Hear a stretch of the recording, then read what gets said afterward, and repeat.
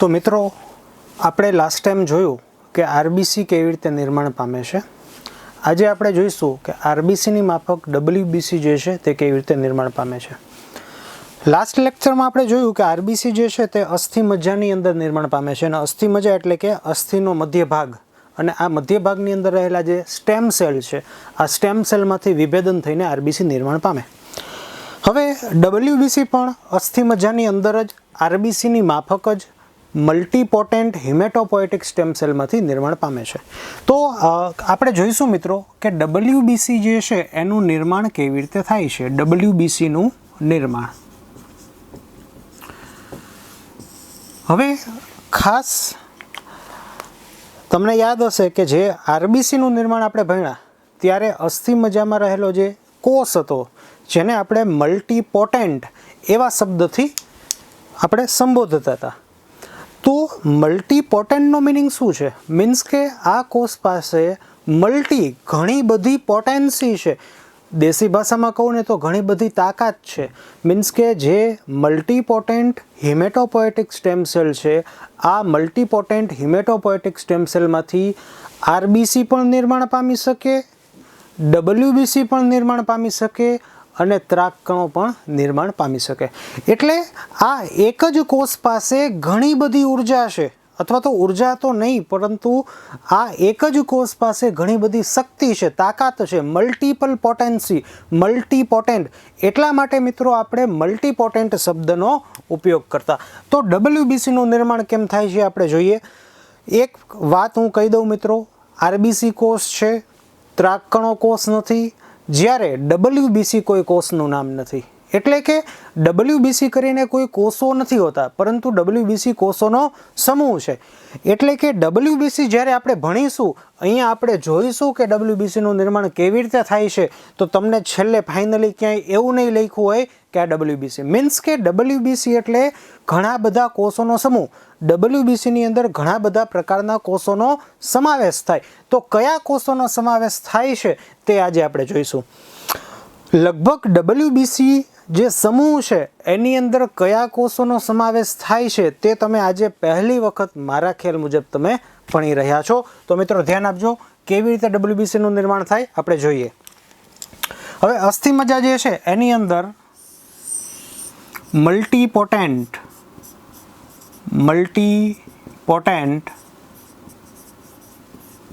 હિમેટોપોએટિક stem cell, અસ્થિ મજ્જાની અંદર મલ્ટીપોટેન્ટ હિમેટોપોએટિક stem cell કે જેમાંથી આરબીસીનું પણ નિર્માણ થાય, આજે જોઈશું ડબલ્યુબીસીનું પણ નિર્માણ થાય અને જોઈ ગયા ત્રાકકણનું નિર્માણ કેવી રીતે થયું। તો મલ્ટીપોટેન્ટ જે મેં તમને હમણાં કીધું એની પાછળ શા માટે આ શબ્દ લગાવવામાં આવે છે એનું રીઝન છે કે બધા જ પ્રકારના કોષો આ એક કોષમાંથી નિર્માણ પામે। હવે મલ્ટીપોટેન્ટ હિમેટોપોએટિક સ્ટેમ સેલ જે છે તેનું વિભેદન થાય। અચ્છા મિત્રો, વચ્ચે એક બીજી વાત કહી દઉં, આ બધા જ શબ્દ તમારા માટે નવા છે, પહેલી વખત સાંભળો છો। આ જે પણ હું તમને સમજાવું છું એ ફક્ત સમજવા માટે જ છે। તમારે કોઈ ગોખવાનું, યાદ રાખવાનું, પાકું કરવાનું એવું કશું જ નથી। જસ્ટ કન્સેપ્ટ ક્લિયર કરવા માટે છે, સમજવા માટે છે, ડબલ્યુબીસી શું છે, કેવી રીતે નિર્માણ પામે છે અને શેમાંથી નિર્માણ પામે છે। આશા રાખું છું કે આ જ વસ્તુ એટલે કે હિમેટોપોએસિસની પ્રોસેસ તમે આવનારા અભ્યાસક્રમ MBBSની અંદર તમે વ્યવસ્થિત ડિટેલમાં ભણો એવી મારી શુભેચ્છા। એટલે તમે આ જે વસ્તુ છે એને જસ્ટ સમજવા માટે જેને કહેવાય સમજવાના એસ્પેક્ટથી તમારે ભણવાની છે। નામ અઘરા આવશે, બીવાની જરૂર નથી, તમારે ગોખવાની જરૂર નથી। તો મલ્ટીપોટેન્ટ હિમેટોપોએટિક સ્ટેમ સેલ છે એનું વિભેદન થાય અને માયેલોઇડ પ્રોજિનેટર કોષનું નિર્માણ થાય। માયેલોઇડ પ્રોજિનેટર કોષ, આ જે માયેલોઇડ પ્રોજિનેટર કોષો છે એનું પાછું વિભેદન થાય અને માયેલોબ્લાસ્ટ નામના કોષનું નિર્માણ થાય। ફરીથી કહું છું મિત્રો, નામ નવા છે, ડિફિકલ્ટ લાગી શકે, પ્રથમ વખત સાંભળો છો, સમજવાના એસ્પેક્ટથી જ જો આવું તમે ક્યાંય નહીં જોવો, ટેક્સ્ટ બુકમાં ક્યાંય નહીં જોવો, સમજવાના એસ્પેક્ટથી જ જેને કહેવાય હું તમને બેઝિક વસ્તુ શું છે, ક્યાંથી નિર્માણ પામે છે એની ચર્ચા કરું છું. તો મલ્ટીપોટેન્ટ હિમેટોપોએટિક સ્ટેમ સેલમાંથી માયલોઇડ પ્રોજિનેટર કોષો, એમાંથી વિભેદન પામીને માયલોબ્લાસ્ટ, અને માયલોબ્લાસ્ટ જે છે એનું પાછું મિત્રો વિવિધ રીતે વિભેદન થઈને વિવિધ પ્રકારના WBCના કોષોનું નિર્માણ થાય છે. જેમ કે નંબર 1 ઇઓસિનોફિલ્સ.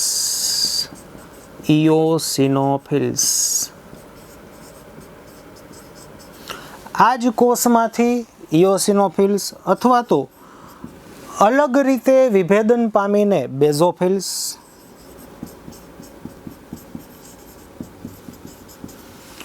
અથવા તો મિત્રો આમાંથી બીજી રીતે વિભેદન પામીને ન્યુટ્રોફિલ્સ,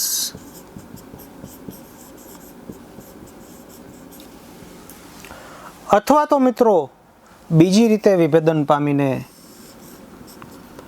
એક કેન્દ્રીય કણનું નિર્માણ થાય. તદ્દન નવું છે, પહેલી વખત સાંભળશો, વારે વારે સાંભળવું પડે, ભણવું પડે, મગજમાં ઉતારવું પડે, ત્યારે જ મગજમાં રહેશે. મિત્રો આ 4 નામ WBC કોષોના સમૂહના નામ છે. તો WBC ક્યાં નિર્માણ પામ્યા? કોણ છે WBC? આ WBC છે. ફક્ત આ 4 જ નહીં, હજી બીજા 2 છે. તો WBC કોષોનો સમૂહ છે. WBC કોઈ કોષનું નામ નથી. WBC અસ્થિમજ્જાની અંદર હિમેટોપોએટિક સ્ટેમ સેલમાંથી આવી રીતે વિભેદન પામીને નિર્માણ પામે છે. હજી બાકી 2 બાકી છે મિત્રો. મલ્ટીપોટેન્ટ હિમેટોપોએટિક સ્ટેમ સેલનું વિભેદન આવી રીતે ન થાય અને જો અન્ય રીતે થાય તો લિમ્ફોઇડ પ્રોજિનેટર કોષનું નિર્માણ થાય. લિમ્ફોઇડ પ્રોજિનેટર કોષો જે છે તેનું મિત્રો વિભેદન થાય અને આ કોષોનું વિભેદન થઈને ટી કોષ અને બી કોષનું નિર્માણ થાય. તો મેં તમને ટૂંકમાં જ અહીંયા સિક્વન્સ બતાવી દીધી. ઘણા બધા સ્ટેપ છે. જો કે માયલોઇડ પ્રોજિનેટર કોષથી અહીંયા સુધી પહોંચવા માટે પણ વચ્ચે આના સિવાય ઘણા બધા સ્ટેપ છે, આપણે ટૂંકમાં ચર્ચા કરેલી છે.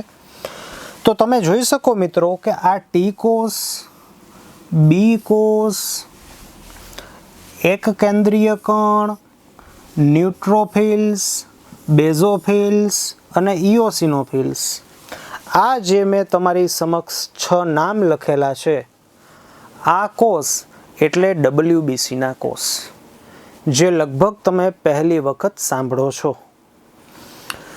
તો ટોટલ સામાન્ય એસ્પેક્ટથી જોઈએ તો 6 પ્રકારના કોષો WBC સમૂહના કોષ તરીકે ઓળખવામાં આવે છે, જે અસ્થિમજ્જાની અંદર આ કોષમાંથી વિભેદન પામીને નિર્માણ પામે છે. હવે આપણે આગળ જોઈએ કે WBC જે છે આ એનું આપણે નિર્માણ જોયું. હવે WBCનું વર્ગીકરણ અથવા તો એના પ્રકાર જોઈએ આપણે.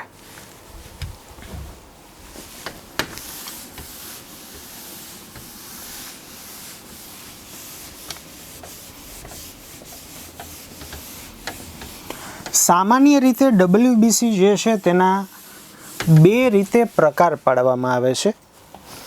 આ પણ નવું લાગશે મિત્રો તમારા માટે. WBCના પ્રકાર, કારણ કે WBC એટલે કે કોષોનો સમૂહ છે, તે કોઈ એક કોષનું નામ નથી. WBCના 2 પ્રકાર પડે છે. ફરીથી મિત્રો હમણાં નવું આવી રહ્યું છે કણિકામય WBC અને કણિકા વિહીન WBC.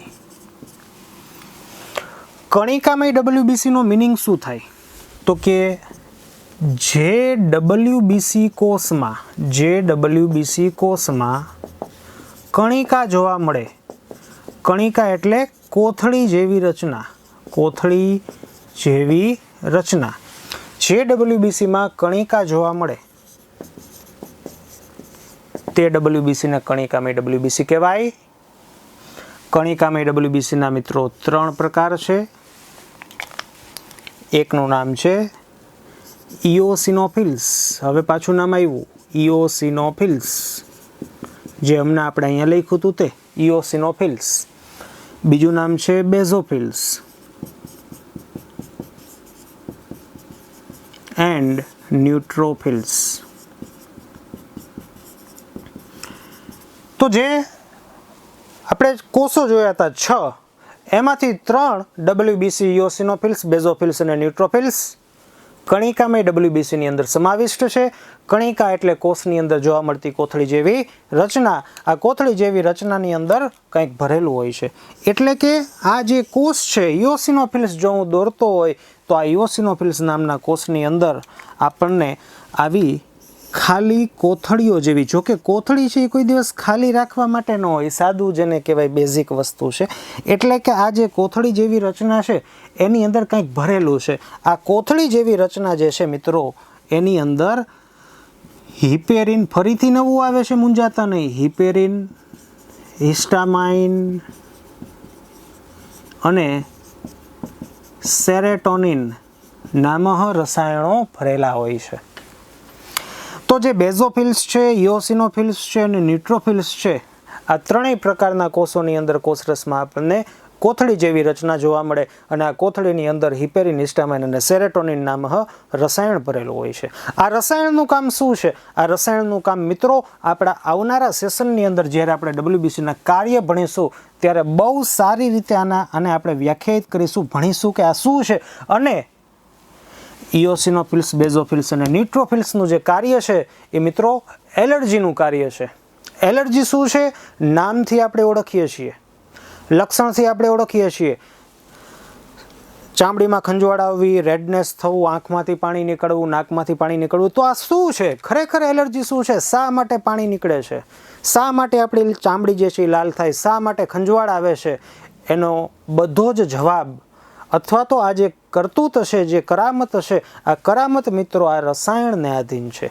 જ્યારે આપણે આનું કાર્ય ભણીશું ત્યારે તમને એલર્જી શું છે એના વિશે વધુ ખ્યાલ આવશે. આગળ વધીએ. ફરીથી કહી દઉં છું મિત્રો, નવું છે, ગોખવાનું નથી. નામ સાંભળો, સમજો, સમજશો એટલે આપમેળે યાદ રહેશે. આ એક સાયન્સ છે. એમને એમ નામ નથી ગોખવાના. પહેલી વખત સાંભળો છો, 108 વખત સાંભળશો ત્યારે જ યાદ રહેશે. કોઈ શોર્ટકટ કી નથી. બધું નવું છે. શરૂઆતમાં ખૂબ જ વધુ પ્રમાણમાં નવું લાગશે, ગંભીર પણ લાગશે, પણ ખરેખર એટલો ઇન્ટરેસ્ટિંગ સબ્જેક્ટ છે મિત્રો કે જે તમે સાંભળો છો, જોવો છો, જે મનમાં છે, એલર્જી શું છે, રોગ પ્રતિકારકતા શું છે, વાયરસ શું છે, વાયરસની સામે કેવી રીતે શરીર લડે છે, બેક્ટેરિયાની સામે કેવી રીતે લડે છે, બધાના જવાબ તમને આની અંદર જોવા મળશે. તો WBCના આગળના પ્રકાર કણિકાવિહીન, મીન્સ કે આ WBC કોષ જે છે તેના કોષની અંદર આપણને કણિકાઓ જોવા મળતી નથી મિત્રો. એના મુખ્ય 2 પ્રકાર છે. એક પ્રકાર જે છે એને હું કહીશ એક કેન્દ્રીયકરણ. નામ સાંભળેલું આવ્યું, આપણે હમણાં જ ભણી ગયા. એક કેન્દ્રીય કણ. બીજું નામ છે લસિકા કોષો. નવું નામ આવ્યું, નામ નવું, કન્ટેન્ટ જૂનો. એક કેન્દ્રીય કણનું બીજું નામ છે મોનોસાઇટ્સ. આ એક કેન્દ્રીય કણો જે છે તે રુધિરની અંદર વિભેદન પામીને ભક્ષક કોષમાં પરિણમે છે. નવું આવ્યું, તમે એવું વિચારો કે મોનોસાઇટ્સ અથવા એક કેન્દ્રીય કણ અથવા તો એનું બીજું નામ ભક્ષક કોષ છે. કણિકાવિહીન WBC આ ત્રણેયમાં એક જ નામ. જો કે આ વસ્તુ કંઈક અલગ છે જે આપણે આગળ જેમ જેમ ભણશું એમ વધુ ખ્યાલ આવશે. અત્યારે હું બોલતો નથી. તો એક કેન્દ્રીય કણ અથવા મોનોસાઇટ્સ અથવા એનું બીજું નામ છે ભક્ષક કોષો. લસિકા કોષના બે પ્રકાર મિત્રો હવે નામ જૂના આવે છે. એકને હું કહીશ ટી કોષ અને બીજાને કહીશ હું બી કોષ. તો 6 WBCના પ્રકાર થઈ ગયા. 1 2 3 બધા એક જ નામ છે. 3 4 5 અને 6. ટૂંકમાં કહી દઉં કાર્ય કે જે આપણે આવનારા સેશનની અંદર આનું જે કાર્ય શું છે એ આપણે ભણવાનું છે. તમને ટૂંકમાં કાર્ય કહી દઉં મિત્રો, જે હમણાં જ મેં ચર્ચા કરેલી કે કણિકામય WBC જે છે તે સામાન્ય રીતે એલર્જીક પ્રક્રિયાની સાથે સંકળાયેલા છે.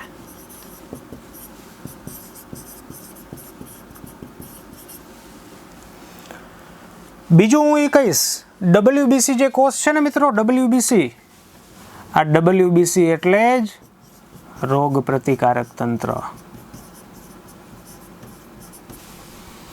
WBC એટલે જ રોગ પ્રતિકારક તંત્ર. રોગ પ્રતિકારક તંત્રમાં મહત્વનો ભાગ ભજવે છે. એના કરતાં આવું કહેવું ખૂબ જ યોગ્ય છે કે WBC ના આ જે કોષો છે એ પોતે જ રોગ પ્રતિકારક તંત્ર છે. ભક્ષક કોષનું કાર્ય શું? નામ પ્રમાણે જ ગુણધર્મ છે મિત્રો. ભક્ષક કોષ, પરજાત કોષ અથવા તો પરજાતને હું ભૂસી નાખું મિત્રો, કોષનું ભક્ષણ કરે. કોષનું ભક્ષણ કરે. કયા કોષનું, કેવી રીતે, તે આપણે આવનારા સેશનની અંદર ભણશું. ભક્ષક કોષો, પરજાત કોષો એટલે કે આપણા શરીરના ન હોય તેવા કોષો. મીન્સ કે બેક્ટેરિયાના કોષો, વાયરસ હોઈ શકે, પ્રજીવ હોઈ શકે કે ઇવન અન્ય પ્રાણી કે મનુષ્યનો કોષ પણ જો આપણા શરીરની અંદર, રુધિરની અંદર હોય તો તેનું પણ આ ભક્ષણ કરી જાય. એટલે કે મેક્રોફેજનું કાર્ય અથવા ભક્ષક કોષનું કાર્ય છે કોષનું ભક્ષણ કરવું. ટી કોષોનું કાર્ય શું છે મિત્રો? બહુ જ ઇન્ટરેસ્ટિંગ કાર્ય છે, જેને મેજર કાર્ય કહી શકાય, જેને મહત્વનું કાર્ય કહી શકાય રોગ પ્રતિકારક તંત્રની અંદર, તે ટી કોષનું છે. ટી કોષનું કાર્ય છે પરજાત કોષને ઓળખવો, દુશ્મનને ઓળખવો, પરજાત કોષને ઓળખવો. જ્યાં સુધી ટી કોષો એમને બેઠેલા રહેશે, ટી કોષો એક્ટિવેટ નહીં થાય ત્યાં સુધી આપણું રોગ પ્રતિકારક તંત્ર જે છે તે વામણું પુરવાર થાય. જો ટી કોષો એક્ટિવેટ થાય, ટી કોષો સક્રિય થાય તો જ જેને કહી શકાય કે આપણી રોગ પ્રતિકારક તંત્ર જે છે, શક્તિ જે છે તે સક્રિય થયું. અને તે સક્રિય થયા પછી આ બાકીના જે WBC છે તે પણ સક્રિય થાય. આપણે આવનારા સેશનની અંદર તે જોઈશું સિક્વન્સ વાઇઝ કે કેવી રીતે આ કાર્ય કરે છે. બી કોષોનું કાર્ય શું છે? નહીં સમજાય મિત્રો, નવો શબ્દ છે. બી કોષો ઇમ્યુનોગ્લોબ્યુલિન્સ પ્રોટીનનું નિર્માણ કરે.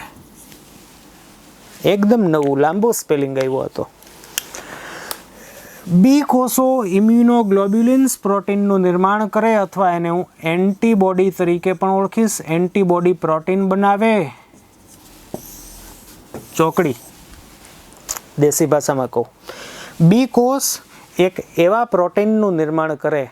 આ પ્રોટીન પરજાત કોષ જે છે તેની સાથે જોડાઈને, પરજાત કોષ એટલે કે સૂક્ષ્મજીવો સાથે જોડાઈને એનું મૃત્યુ પહોંચાડે. આમ ટૂંકું અને ટૂંકમાં મિત્રો આપણે જોયું કે કણિકામય WBC એલર્જીક રિએક્શનમાં ભાગ ભજવે છે. ભક્ષક કોષો ભક્ષણ કરે છે. જે મેઇન લીડિંગ રોલમાં છે ટી કોષ કે જે પરજાત કોષને ઓળખે છે. અને બી કોષ એક એવા પ્રોટીનનું નિર્માણ કરે છે જે પરજાત કોષને મારી નાખે છે. ખૂબ જ ન માની શકાય એવી વાત છે, ઘણા બધા લોકો એવું પણ કહે છે કે WBC કોષ રુધિરના કોષ નથી. WBC કોષ રુધિરના કોષ નથી. WBC કોષો રુધિરનો ફક્ત વહન તરીકે ઉપયોગ કરે છે. WBCનું ઘર તો સમગ્ર શરીર છે. એટલે જ આપણે જ્યારે આગળ ડિટેલમાં ભણશું ત્યારે જોઈશું કે WBC જે છે તે ફક્ત મિત્રો રુધિરમાં જ નથી જોવા મળતા, તેઓ પેશીઓમાં પણ જોવા મળે છે અને WBC રુધિર જે છે એનો ઉપયોગ એક વાહન તરીકે કરે છે, એક વાહક તરીકે કરે છે. તો WBC શું છે, કેવી રીતે નિર્માણ પામે છે તે આપણે જોયું, એના પ્રકાર કેવી રીતના છે તે પણ જોયું. ડિટેલમાં આગળ લાઈવ સેશનમાં પણ આપણે જોઈશું ફરીથી કે હકીકતમાં આના નામ કેવી રીતે પડેલા છે. આજે ટૂંકમાં આપણે જોયું કે આનું કાર્ય શું છે. આવનારા સેશનની અંદર ચર્ચા કરશું ડિટેલમાં પ્રજાત કોષ એટલે શું, ટી કોષ કેવી રીતે કાર્ય કરે છે, એલર્જીક રિએક્શન એટલે શું, એલર્જી એટલે શું, કણિકામય WBC કેવી રીતે કાર્ય કરે છે, ભક્ષક કોષ કેવી રીતે કાર્ય કરે છે.